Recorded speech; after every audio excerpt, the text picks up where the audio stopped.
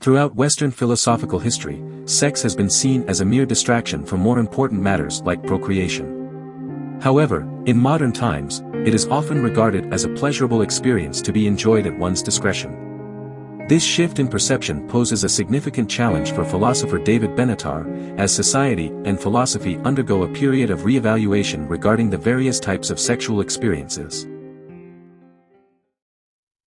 Thomas Aquinas, a renowned theologian and philosopher, is widely recognized throughout history. His monumental work, Summa Theologica, which consisted of nearly 2 million words, became the defining text for Christian theology and ethics. Aquinas dedicated a whole section of his book to the subject of virginity, arguing that it was superior to marriage and that celibacy was a great virtue. In an attempt to encourage Thomas to engage in sexual activity, his Italian family devised a plan to lock him in a tower with a prostitute. However, Aquinas responded with outrage, brandishing a lit torch and chasing the woman around the room. Unsurprisingly, Aquinas died without ever having sex. This raises the question of why virginity or chastity has been regarded as a sacred virtue. Conversely, why was sex considered negative, and is there a philosophy that supports promiscuity? Sex is an enjoyable activity that many people appreciate. During orgasm, the body experiences a surge of dopamine, oxytocin, and endorphins, resulting in intense pleasure.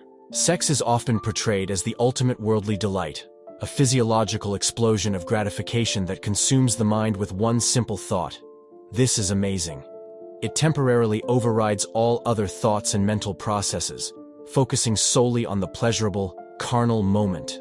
In the passionate act of sex, humans tap into their most primal instincts, abandoning their higher faculties and indulging in their basic desires. As the late Robin Williams humorously remarked, "See, the problem is that God gives men a brain and a penis, and only enough blood to run one at a time." This poses a dilemma for individuals striving to become medieval Christian saints. The early church fathers, influenced by Plato, believed that the physical world of sensations should be rejected. Material concerns and earthly pleasures were seen as distractions, mere temptations diverting one from the righteous path. But what was that path? According to Aquinas, sex is considered bad because it diminishes our higher faculties and indulges our animalistic impulses. The promiscuous person is not inherently bad because sex is bad, but rather because it degrades them. In today's world, our sexual laws and ethics are less influenced by religious beliefs. We also place less emphasis on the rational mind compared to Plato or Aquinas. In a post-war, postmodern society, reason no longer holds a privileged position over emotions, intuition, or other forms of knowledge. Consequently, sex underwent a rebranding after the sexual revolution. It was no longer solely about procreation or possessing romantic or loving significance. From the 1960s onwards, sex began to be seen as a pleasure unlike any other, comparable to a fine dining experience. While sex is undoubtedly enjoyable, it is no more sinful than eating a steak or savoring aged wine. Philosopher David Benatar argues that condemning sexual promiscuity would be as absurd as condemning casual gastronomy, eating around, or culinary promiscuity.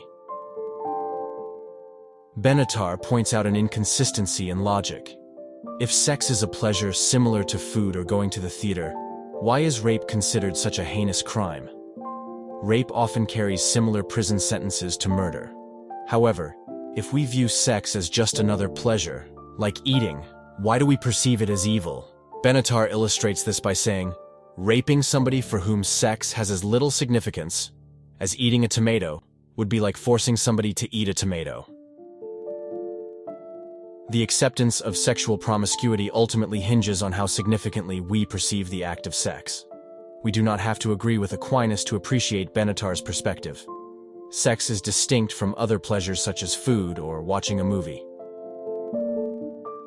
When discussing sex and sexual ethics, two main challenges arise.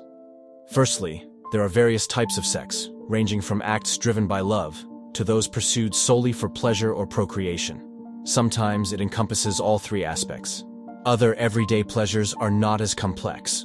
making it necessary to navigate through numerous categories when philosophizing about sex.